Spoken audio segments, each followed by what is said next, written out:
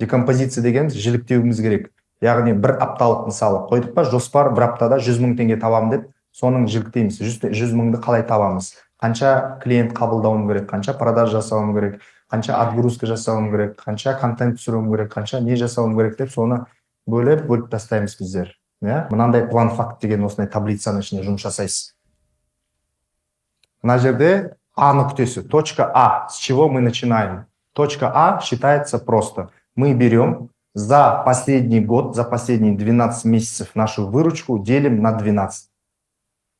Яғни бір жылдық оборотты аламыз да, соны 12-ке бөлеміз. Сонда орта есеппен А нүктеміз шығады, біздің старт. Себебі біреуде сезон, не сезон деген нәрселер бар. Соның барлығын кесіп тастау үшін біз орта есептен аламыз.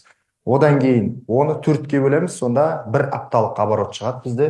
Одан кейін количество продаж, қанша чек, қанша клиент сатып алған орта чек, одан кейін таза пайда қаншамен шығатын, соны есептеп шығуымыз керек біздер.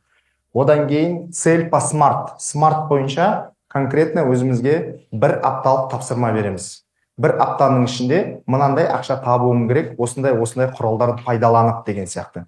Немесе ақшамен қоймасаң, мысалы тапсырмамен де қоюға болады. Мысалы осы аптаның тапсырмасы менде мысалы 3 ассистент жалдау деген сияқты. Бұл кәдімгідей смарт бойынша тапсырма болады өзімізге. Яғни балық бастан шірейді, және бастан балық тазалаймыз деген құсап, өзімізден бастаймыз бірінші. Өзімізге қоямыз. Одан кейін мен мысалы мына жерге қойғанмын 91 мың ақша табуым керек. Оны қалай? Стрижка, маникюр, педикюр, брови, волосы деп жазып қойған. Количество, бағасы қанша, выручка, план, аптаның соңында факт.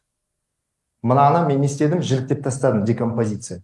Қай канал арқылы келеді бұл клиенттер?